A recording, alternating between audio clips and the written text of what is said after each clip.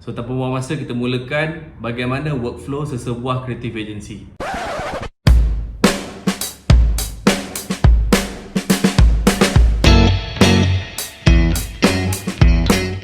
Assalamualaikum, nama aku Nazrin. Welcome back to JLM TV. Okay, kepada korang yang dah subscribe channel ni, terima kasih banyak.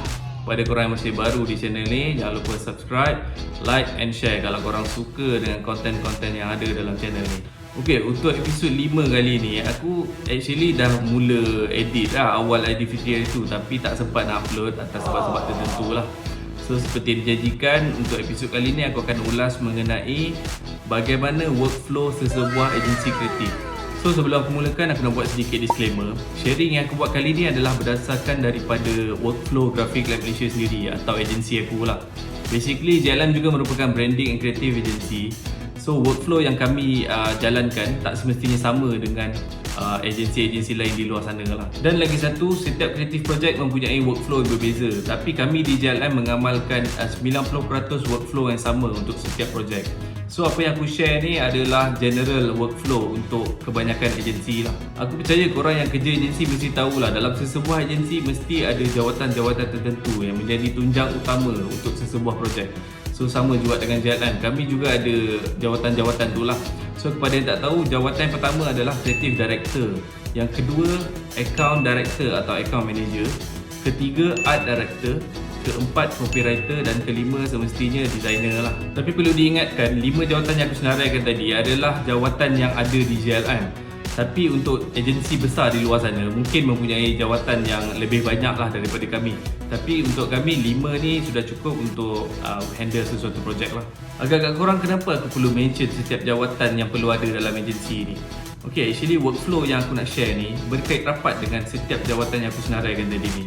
Tapi aku tak nak ulas mengenai setiap jawatan ni punya responsibilities lah. Itu korang boleh google lah. Tapi at least korang kena tahu apa kerja-kerja diorang ni. So apa kata kita perkenalan dulu dengan account manager JLM, and then korang akan dapat gambaran sikit lah macam mana dia bekerja dan apa dia punya work scope sebenar. Assalamualaikum warahmatullahi wabarakatuh. Nama aku Adib. Aku adalah account manager untuk Graphic Lab Malaysia. So basically tugas aku adalah untuk develop and maintain lasting relationships with our clients. Ini termasuk keeping in touch dengan clients from our ongoing projects dan juga any potential prospects yang mungkin kita dapat. Keeping in touch dengan clients ni bukannya bermaksud call atau WhatsApp sekali. Account manager ni perlu layan setiap complaint dan inquiry daripada client dan make sure that they stay happy and satisfied with our services. Selain daripada itu, tugas aku juga adalah untuk pastikan semua projek berjalan dengan lancar dan make sure setiap projek milestone and deadlines are met. From time to time aku juga akan bekerja rapat dengan creative director untuk cari peluang projek-projek baru untuk agensi. So basically ini adalah main responsibilities account manager dalam agensi. Ada lagi banyak task lain-lain kecil-kecil, tapi itu untuk video lain lah. So korang dah berkenalan dengan account manager JLM, mungkin sedikit sebanyak beri korang gambaran lah work scope diorang ni. Actually ada beberapa lagi creative team lain, tapi since PKP ni aku belum buka agensi aku sepenuhnya lah. So tanpa buang masa, kita mulakan bagaimana workflow sesebuah creative agency. Aku percaya korang mesti tertanya-tanya macam mana sesebuah agensi dapat sesuatu projek, betul? Okay, actually kami di agensi ada satu fasa yang dipanggil project pitching. So ini adalah flow yang pertama lah. Basically project pitching ni adalah satu fasa di mana kami propose sesuatu kepada prospective clients ni untuk bekerja dengan kita. Normally project pitching yang kami buat adalah based on invitation yang kami dapat lah dari prospective clients ni. Sama ada melalui email, ada juga yang bagi surat ke studio kami, dan ada juga yang kami cari sendiri dari beberapa platform lah yang kami daftar. Dalam fasa project pitching juga, creative director dan account manager memainkan peranan yang sangat penting lah dalam meeting yang akan dibuat nanti. So normally kami akan kumpul sebanyak mungkin maklumat dan masalah yang dihadapi oleh prospective clients ni, and then kita akan buat satu project brief. So project brief ni adalah flow yang kedua.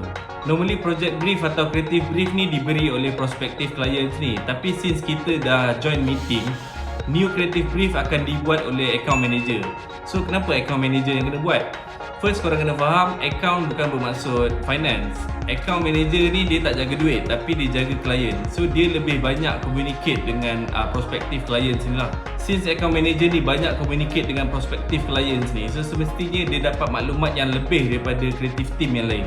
So that's why dia kena buat creative brief tu. And of course dalam creative brief mesti ada maklumat yang sangat detail lah. Contohnya project timeline, project budget dan sebagainya lah. Next, flow yang ketiga adalah account manager akan panggil pula art director untuk dia brief balik apa yang dia dah collect dari prospective clients ni lah. And then art director akan mula buat addition lah sebelum dia brief pula ke creative team dia.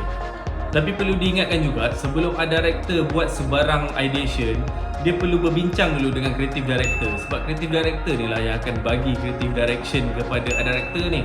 So lepas art director dah dapat idea dan direction daripada creative director, barulah dia boleh teruskan balik develop dia punya ideation tu.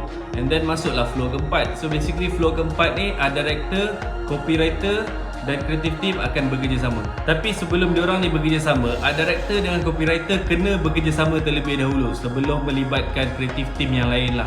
Sebab art director akan mulakan ideation, copywriter akan mula membuat copywriting lah untuk sebarang masthead atau headline atau mungkin body copy lah.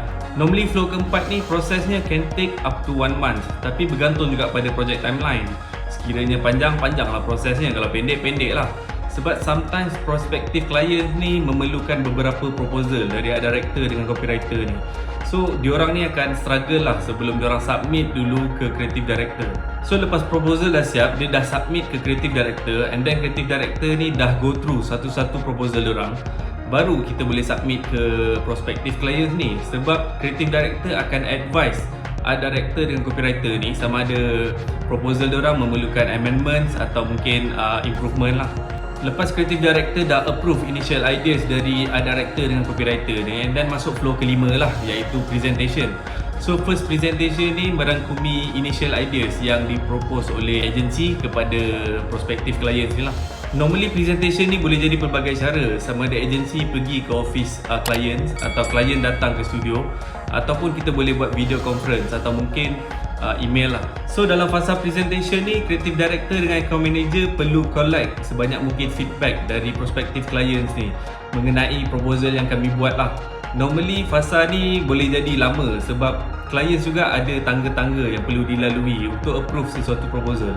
Lepas prospective clients dah approve proposal agency, and then kita akan masuk ke flow ke-6 lah. So basically flow ke-6 ni agak seronok sebab kita akan dapat initial payment atau deposit dari prospective clients ni lah. Tapi perlu diingatkan, selagi belum approve initial ideas tu, kita tak akan dapat apa-apa payment lah. Dalam masa yang sama, creative director dengan account manager akan rebrief balik art director dengan copywriter mengenai feedback yang prospective clients ni bagi.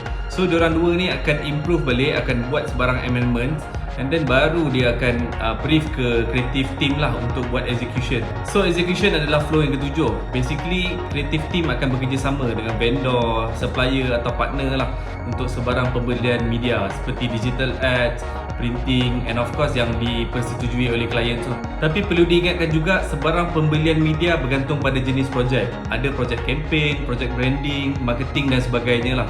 Kami di agensi berkolaborasi dengan pelbagai jenis supplier dan vendor lah dari seluruh Malaysia. Ada yang supply outdoor, ada yang supply online dan sebagainya lah. Lepas buat pembelian media, kita akan publish dan launch sesuatu projek tu, and then kita akan masuk flow yang terakhir lah, iaitu kita akan monitor kejayaan sesuatu projek tu, and then kita akan bagi feedback dan result lah kepada clients ni. Dalam flow terakhir ni juga, clients akan release kita punya final payment, tapi bergantung juga pada jenis projek. Ada projek yang bayar 3-4 kali dan ada yang 2 macam ni lah yang aku share sekarang ni.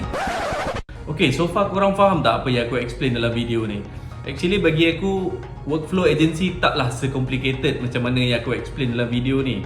First thing, korang kena tahu work scope untuk jawatan-jawatan yang aku sebut dalam video ni, and then korang akan faham lah apa yang aku explain tu. Actually topik ni antara topik yang aku suka untuk ulas tau. Sebab dari dulu lagi aku dapat soalan dari clients, freelancers bertanya kenapa agensi charge mahal, macam mana agensi ni bekerja. So aku harap video ni sedikit sebanyak lah beri korang gambaran macam mana workflow sesebuah agensi kreatif ni. And that's all for today. Aku rasa untuk episod 5 kali ni cukup banyak ni je sharing aku. Kalau korang ada sebarang soalan atau kemusykilan, korang boleh komen di ruangan komen di bawah lah. So kepada yang belum subscribe, jangan lupa subscribe. Kalau korang suka dengan konten sharing aku kali ni, jangan lupa like, komen dan share. Okay, Assalamualaikum.